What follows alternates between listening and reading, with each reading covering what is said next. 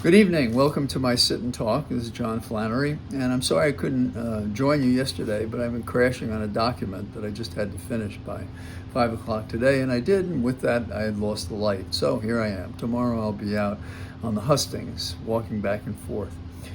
There is a feeling in the country that there's no order to what's going on. And I think that one of the tricks of a magician is misdirection.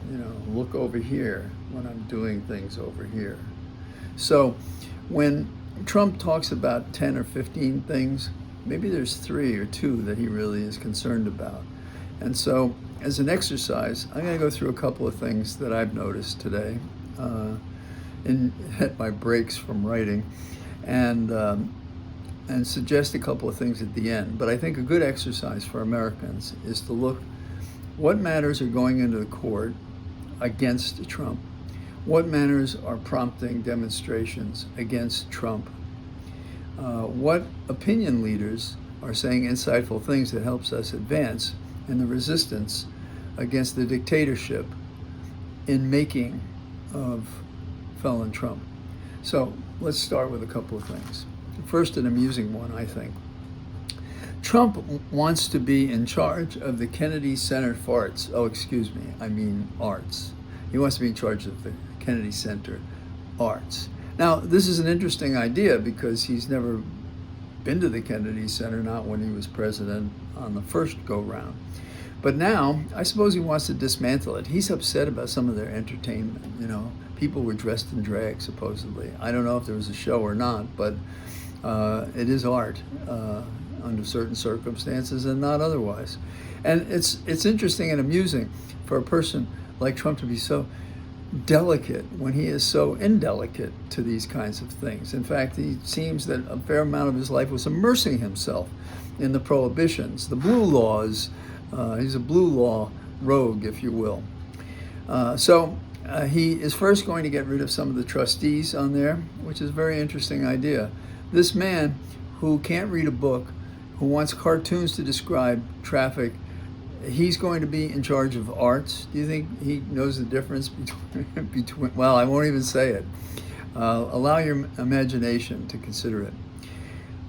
Those around the world, different subject, who are concerned about poverty, hunger, homelessness, were struck dumb at the arrogant, unintelligent, evil decision by Trump to shut down U.S. aid as an organization. And that effort has been stopped in the courts. So you see the balance I'm talking about. The thing with the Kennedy Center is new today, so it's probably covering something else up, and it's not going to go anywhere, or maybe it will. This sparkling thing won't interest Trump anymore. But we're hitting something when we have ourselves in court on U.S. aid. An FBI chief wannabe, Patel. You would think he'd be beyond reproach, like Caesar's wife. Not that I'm saying anything about his dissonant sexual preference, which I am unaware of. But he was paid $20,000 by a Russian filmmaker with Kremlin ties. What should we think about that? Well, there are a lot of other reasons to deny this guy, but hey, in Trump's world, felon Trump's world, no one's perfect. And in the case of felon Trump, you may remember that the U.S. Attorney for the Southern District of New York went down to Main Justice, as they call it in Washington, D.C., probably to be discouraged from prosecuting Eric Adams, the mayor of New York. We don't have a return on that, but there is something important today. There was a guilty plea by one of the mayor's aides, a fellow named Bahi, and conspiracy was one of the charges. And usually you have to conspire with at least one other person, and you have to take overt acts that may or may not be criminal. And so is this the Southern District pushing back on Main Justice? I hope so. That is the reputation. Is this going to cause a face-off between the U.S. Attorney and the Oval Office? I don't know. But are we forcing Trump to grant a pardon for Eric Adams' prosecution? Perhaps. Why does Trump care? Because he wants to own New York. And so he figures if he has the mayor and he has that group of people, at least kindly or intimidated by him, he can cause other mischief. A federal judge, in another case, has blocked Trump's order to send convicted transgender women to male facilities. You believe this guy? He just wants to be evil. He's like a bad kid. I don't know if you remember Mars Attack, but there were scenes in there where the Martians would put pieces of humans and animals together at one point. That's the kind of sense this guy has. Anyhow, hopefully the federal judge will make the block permanent. So again, this is what is visible and what's not so visible. Now, here's another one which I think fits in the category of dream on. King Fat Stuff issued an order imposing a sanction on, get this, the International Criminal Court, which you may remember has decided there were war crimes committed both by Israel and by Hamas in the Middle East. But he's issued a sanction against them. Well, you just go and enforce it, fella. And then he's done something else, which I suppose is a shout to the stands. And I don't think they can do very much, but a task force to eradicate, get this, anti-Christian bias. And Christmas is nowhere to be found, but Easter's around the corner, so perhaps that's what he's about. Is this a shade of Sir Thomas More having to take an oath? Well, we have to take an oath saying, I'm a Christian, or I'll tolerate Christians, or Christians are really better than the reports about how they're predators or how they're against individual freedoms, such as gay, same-sex marriage. You go on. You can fill out the rest of that. Also, what about that cozy little amendment to the Constitution that says separation of church and state? What about that? I don't know. When you're powerful, and he thinks he is, you can do this kind of shit. The sound of one hand clapping is the proposed buyout involving 60,000 employees who want the buyout, and it's blocked by a federal judge, and I believe they're going to be in court on Monday on that. So you see the balance here. We have several court cases that are favorable. What is Trump about?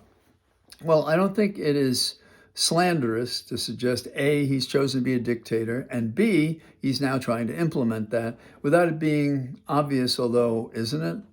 And luckily, the courts, one of the departments, we have enough judges who remember why they went to the court and why they should have been on the court, and without regard to whether they were Democrat or Republican presidents who nominated them for the court.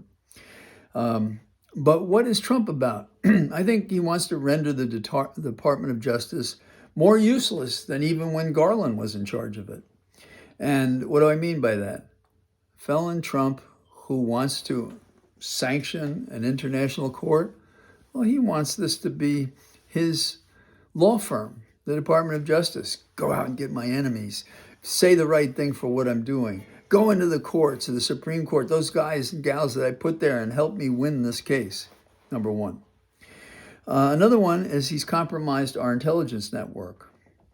This exposes us in several directions, which I'm sure other nation states are looking at. You can fill in the blank like this was Mad Libs and say, should I put Russia in? Should I put China in? Should I put North Korea in that box? Who should I put in there? Who on the continent? How many of our allies are going to stand with us? What is the objective here? Is this Putin's plan? Is this guy undercover and no better than Patel, who is merely taking $20,000 from someone tied to the Kremlin? Anyhow, I think we have to look at how Trump has compromised our international relations. And maybe another one, and there are more, but these are the ones that fill my mind presently. Another one is Musk's teenage tech vanguard rifling through our most private of papers, and though that information that is considered confidential. How can that happen? Why isn't there an injunction in court on that subject? So you get the idea. The idea here is that we need fighters.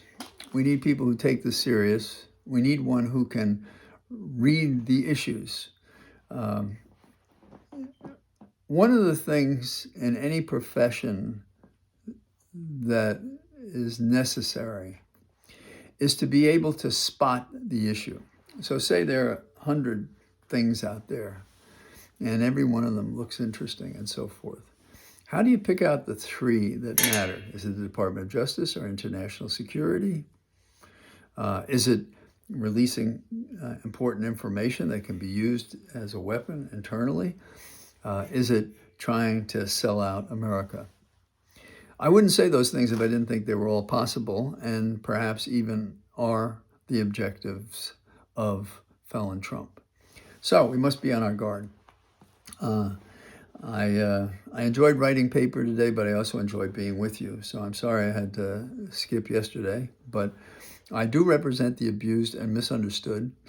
I've never met a person in law or politics or personal life who didn't feel they fit in one of those categories at some time or other.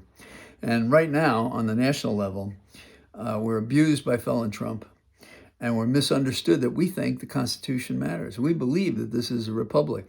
We believe in the franchise. We believe that one is equal before the law, and that's what we're fighting for. So our standards are clear. Trump is clear too. He wants to be a dictator, and I think we could do better. So I think we should stick with what we have proven is correct and that we've improved over time, and start talking like the America that this country and the nation applauded and saw as a fellow traveler on the way to peace on earth, goodwill toward men. So thanks for joining me. Look forward to talking to you tomorrow.